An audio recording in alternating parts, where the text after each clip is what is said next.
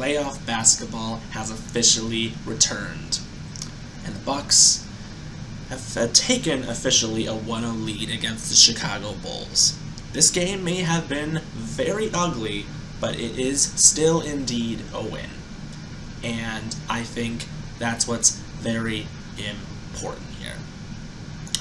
15 more to go, guys. Right about now, the Funk Soul Brother. Check it out now, the Funk Soul Brother. Right about now, the Funk Soul Brother. Check it out now, the Funk Soul Brother. Right about now, the Funk Soul Brother. Check it out now, the Funk Soul Brother. Right about now, the Funk Soul Brother. Right about now, about now, about now, about now. What is poppin', y'all? It is man, Cloudboy Bales. Welcome to another episode of Wisco Sports. That's right. Playoff basketball has officially returned. I need more things to talk about, and I was excited when the Bucks won the finals last year. I mean, it was the best thing that possibly could have happened last year. But, of course, we had the chance to do it again and again and again and again, because, of course, we're the Bucks, and you know what? The championship is still ours for now. Of course, we have 16 games to win that. So we have taken a 1-0 lead against the Chicago Bulls at home. Giannis Antetokounmpo led the way. And, you know, they had, honestly, you know, the first quarter seemed really good. They were like, okay, this Bucks team is really putting in the gears, and then all of a sudden, second and the third quarter, they just fell asleep. And it just was kind of miserable to watch the Bulls really climb their way back from having a terrible offensive night on everyone's front. I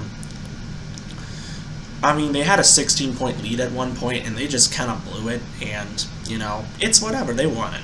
93-86 is their final score. Jrue Holiday sank the go-ahead three-pointer with 5:03 left as part of an 8-0 run that gave the Bucks an 85-78 edge.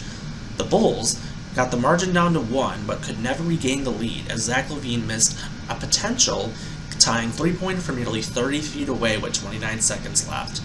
The Bucks have won 17 out of 18 meetings with the Bulls. Realistically, technically they could have done all because the one loss was not starters, but the Bulls' lone victory, yeah, because, you know, we all know that. Trying to look at my statistics sheet, but Milwaukee, you know, they kept the pattern going by holding Chicago to the lowest single game point total of any Bucks opponent this season, which is pretty outstandingly awesome.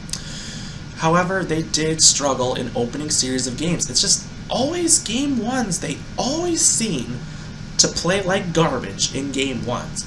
I don't know what it is, but that is what it is. The only time they won game one was when Chris Middleton hit a clutch jumper in the final second of overtime against Miami Heat in game one, and that was a game that they couldn't shoot at all. But no one really seemed to do much on the opposite end. I mean, you did not see much stats from all the other people.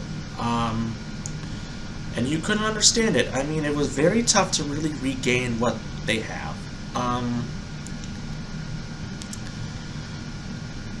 But the thing is, they had to really spurt forward, and they were down by 5, and Chicago was really looking like they were going to do something. They did have the lead with 136, but the Bucks just seemed to win this game, and, you know, it is what it is. The only thing that I was a little bit skeptical on was who the heck they play, because I want them to play other people. They don't seem to want to do that. I always want them to play more like, why don't they ever play Ibaka? I mean, they signed this guy and they don't play him. They trade for him, and now you're not going to play him. You have Giannis, Lopez, Portis, and you're not even going to even save any minutes to Ibaka. Is kind of ridiculous, okay? Looking at today's game stats, Giannis Antetokounmpo led the way, going 10 out of 19 from field goals, 1 out of 4 from 3. Not the greatest night shooting from the free throw line, going 6 of 11. He had 16 total rebounds, 3 assists, 2 blocks, 5 turnovers, and he did get in foul trouble with 5 fouls. He had 27 points. Not much productivity from everybody else. Chris Middleton only went 4 out of 13, 1 out of 7 from 3, 5 rebounds, 6 assists, and 11 points, 7 turnovers. The turnovers were a real deal. I mean, 21 total turnovers was a huge deal for the Bucks. Lopez, 7 out of 14 from the field, went up about 5 from 3, 5 total rebounds, 2 turnovers, 2 blocks, 4 fouls, 18 points. Jrue Holiday went 6 out of 16, 1 out of 4 from 3, 6 total rebounds, 6 assists, 2 steals, and 15 points. Wesley Matthews, 2 out of 3, both for 3-pointers, 6 points. Off the bench, Bobby Portis went 3 out of 8, 2 out of 5 from 3, and 2 free throws, 2 out of 4 from the free-throw line. 12 total rebounds, 2 assists, a steal, and a block, and 10 points. Not much productivity from everyone else. Javon Carter had 1 out of 2 from three-point line with 3 points, and Pat Connaughton went 1 out of 7 for 3 points. That was a 3-pointer as well. Grayson Allen was the only other to get minutes, but he did not receive any points. Milwaukee was able to win the rebound and the assists and the battle. Unfortunately, the turnovers weren't that well. They shot 40% from the field, 26% from 3, and 65% from the free-throw line. On the Bulls side, Nikola Vucevic led the way, going 9 out of 27 from the field, 2 out of 10 from 3, 17 total rebounds, and 24 points. DeMar DeRozan went 6 out of 25 from the field, 8 rebounds, 6 assists, and 3 steals, and 18 points. Zach LaVine went 6 out of 19 from the field, 2 out of 10 from 3, 10 rebounds, 3 assists, a steal, and a block, and 18 points. And Kobe White was the real, and Alex Caruso went 3 out of 7 from the field, 3 rebounds, 2 assists, 2 steals, 7 points. Off the bench, Kobe White went 5 out of 10, 2 out of 6 from 3, 4 rebounds, and 12 points. The only one that scored any points, really much anything, off the bench. But of course, the Bucks were but they only shot 32% from the field, 18% from 3. They did go 89% from the free-throw line, but the Bucks were able to get this ugly win taken care of.